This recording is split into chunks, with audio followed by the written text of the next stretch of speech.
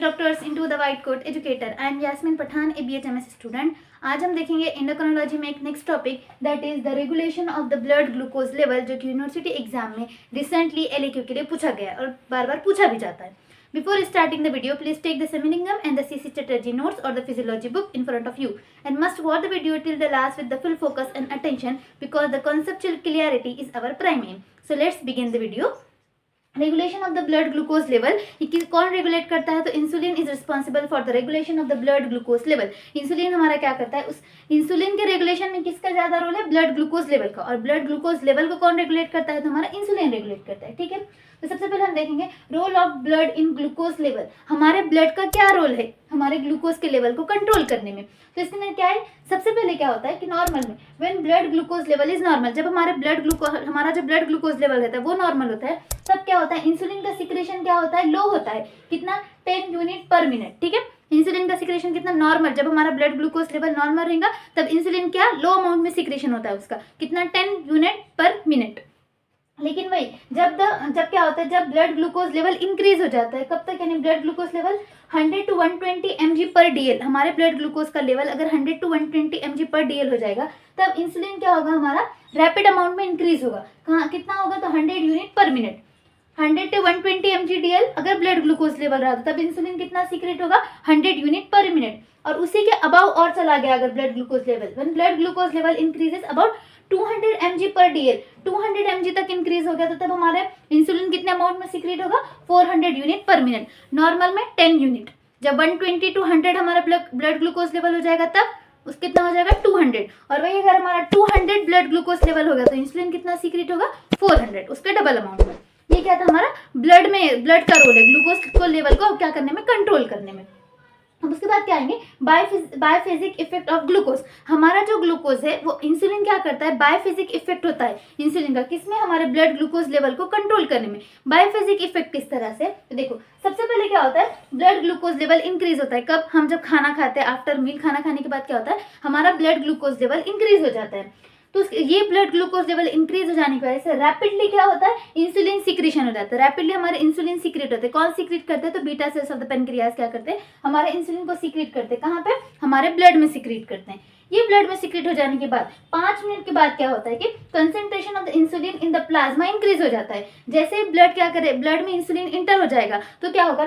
5 minute के बाद हमारे प्लाज्मा में इंसुलिन का कंसेंट्रेशन भी क्या हो जाएगा? इंक्रीज हो जाएगा। कितना?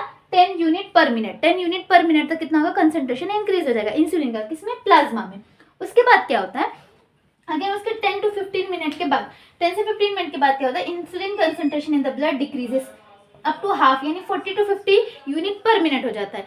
पहले क्या हुआ कि हमने खाना खाया जिसकी वजह से ब्लड ग्लूकोज लेवल इंक्रीज हो गया। वो इंक्रीज हो जाने के बाद क्या होता है? हमारा इंसुलिन के सीक्रेशन ब्लड में इंक्रीज हो जाता है। ब्लड में इंक्रीज हो जाने के बाद 5 मिनट के बाद क्या होता है? प्लाज्मा में इंक्रीज होना स्टार्ट हो जाता है। जिसकी कंसेंट्रेशन कितनी हो जाती है?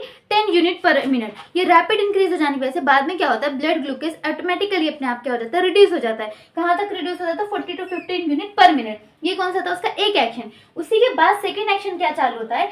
10 to 15 यूनिट पर मिनट डिक्रीज हो जाने के बाद अब क्या होता है?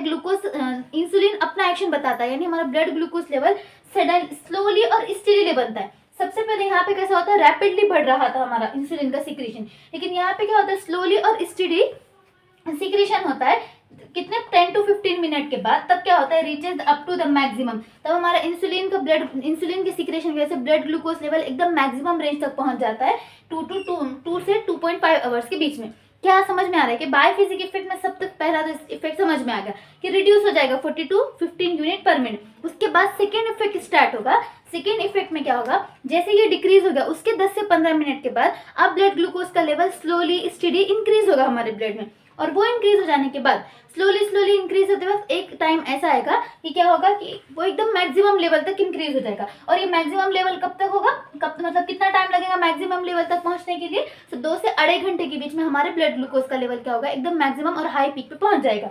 और ऐसे ही क्या होगा? Prolong increase in the insulin secretion. ऐसे ही बढ़ता जाएगा। फिर बाद में अगेन वही क्या और बाद में जैसे ब्लड स्टिमुलेट करेगा इंसुलिन को, फिर बाद में प्लाज्मा में बढ़ेगा, फिर और डिक्रीज होगा। तो इसी को हम क्या बोलेंगे, biophysic effect of the glucose. Next अब हम देखेंगे regulation of the blood glucose level में रोल ऑफ प्रोटीन क्या है। प्रोटीन क्या करता है, excess amino acid in the blood stimulate insulin secretion. Role of protein में क्या करता है कि एक्सेस में अमीनो एसिड सिक्रीट होते हैं, स्टिमुलेट होते हैं, जिसकी वजह से वो सिक्रीट होते हैं, जो किसको स्टिमुलेट करते हैं, इंसुलिन को स्टिमुलेट करते हैं, उसका सिक्रेशन इंक्रीज होता है और ब्लड ग्लूकोज लेवल हमारा इंक्रीज होता है। सेकेंड आता है role of the gastrointestinal tract. इसका क्या होता है, तो insulin secretion increase by the GI hormones. GI hormones भी इंसुलिन को इंक्रीज कराने का काम करते हैं, वो होते हैं गैस्ट्रिन, सिक्रेटिनिन एक्सेट्रा। नेक्स्ट आता है role of the endocrine hormone. Endocrine hormone में कौन कौन से, ग्लूकागॉन, ग्रोथ हार्मोन, कैल्सिटोनिन, ये सब मिलकर क्या कराते हैं, हमारे इंसुलिन को की सिक्रेशन के में इंक्रीज कराने में हेल्प करते हैं। इंसुलिन का सिक्रेशन इंक्रीज हो जाए तो हमारा क्या होता है, ब्लड ग्लूकोज लेवल भी इंक्रीज होता है।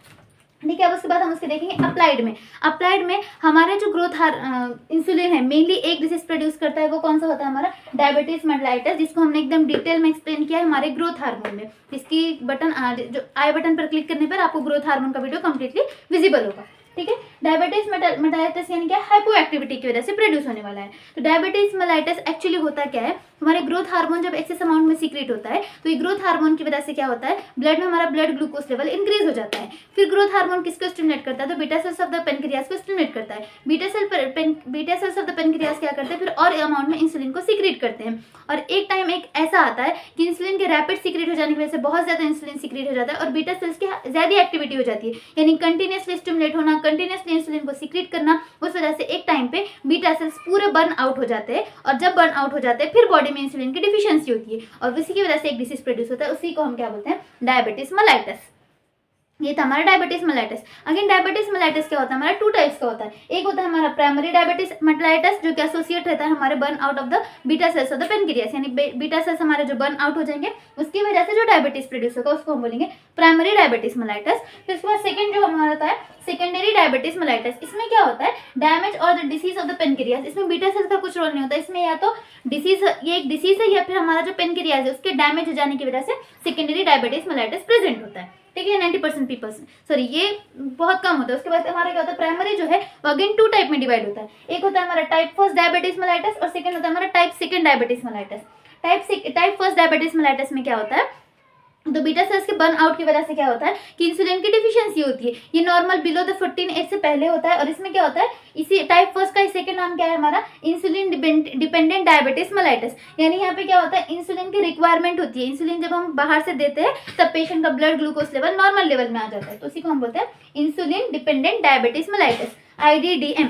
और सेकेंड होता है हमारा टाइप सेकेंड डायबिटीज मेलिटस। इसमें क्या होता है, this is a non insulin dependent diabetes mellitus. इसमें क्या होता है कि इंसुलिन के जो रिसेप्टार होते हैं, जिसकी वजह से इंसुलिन हमारे बॉडी से सिक्रीट होता है, वो रिसेप्टार अपना काम करना बंद कर देते हैं, जिसकी वजह से ना इंसुलिन सिक्रीट होता है ना ब्लड ग्लूकोज लेवल रेगुलेट होता है। तो इसकी वजह से इसको क्या बोला जाता है, non independent diabetes mellitus, non insulin dependent diabetes mellitus बोलते हैं इसको। हम अगेन अब फ्लो चार्ट में देखेंगे बड़े में।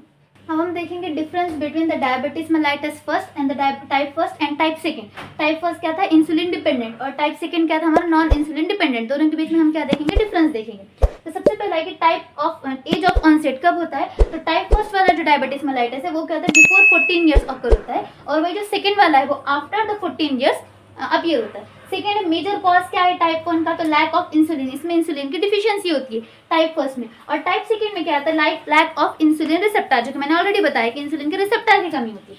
थर्ड हमारा immune destruction of the beta cells, beta cell का डिस्ट्रक्शन होता है, यानी तो टाइप फर्स्ट में बीटा सेल्स बर्न आउट हो जाते हैं वही, लेकिन टाइप सेकेंड में क्या होते हैं, बर्न आउट नहीं होते, वहाँ पे रिसेप्टर लैक हो जाते हैं। फोर्थ हमारा आता है इंसुलिन डिफिशियंसी। तो टाइप फर्स्ट में इंसुलिन की डिफिशियंसी है यस, लेकिन वहाँ पे टाइप सेकेंड में पार्शियल डिफिशियंसी है। फिर आता है हमारा involvement of other endocrine disorder. Other endocrine disorder associate होते हैं क्या, तो टाइप फर्स्ट में क्या होता है, कोई भी अदर इंडोक्राइन डिसऑर्डर नहीं होता, लेकिन वही हमारा टाइप सेकंड में उसमें अदर इंडोक्राइन डिसऑर्डर्स हो सकते हैं। उसके बाद हेरिडिटरी कॉज, यानी पास हुआ है क्या, हमारे जो पहले वाले फादर मदर है उनके थ्रू इंसुलिन डिफिशियंसी आता है क्या, तो टाइप फर्स्ट में यस वो आ सकता है, मे ऑकर, एंड टाइप सेकंड में क्या, मे और मे नॉट बी, वो हो भी सकता है और नहीं भी। नीड ऑफ इंसुलिन, इंसुलिन की नीड होती है क्या, यस ऑलवेज। टाइप सेकंड में तो इंसुलिन ही मेन है, तो ऑलवेज इसकी नीड होती है, लेकिन वही हमारे टाइप सेकंड में है इनिशियल स्टेज में इंसुलिन की जरूरत नहीं पड़ती, लेकिन लैटर स्टेज में इंसुलिन की हमें जरूरत पड़ती है। इंसुलिन रेसिस्टेंस होता है क्या, तो ये फर्स्ट वाला जो हमारा टाइप फर्स्ट है वो इंसुलिन रेसिस्टेंट नहीं है, और वही हमारा जो टाइप सेकंड है वो इंसुलिन रेसिस्टेंस होता है।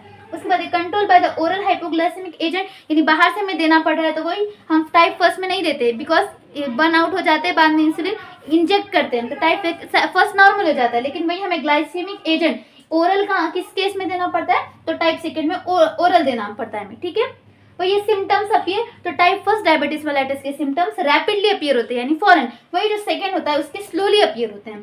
उसके बाद है बॉडी वेट, तो टाइप फर्स्ट में क्या होता है यूजुअली थिन पर्सन में ऑकर होता है, लेकिन वही हमारा डायबिटीज सेकंड जो टाइप है वो क्या होता है यूजुअली ओवरवेट पर्सन में हमें नजर आता है।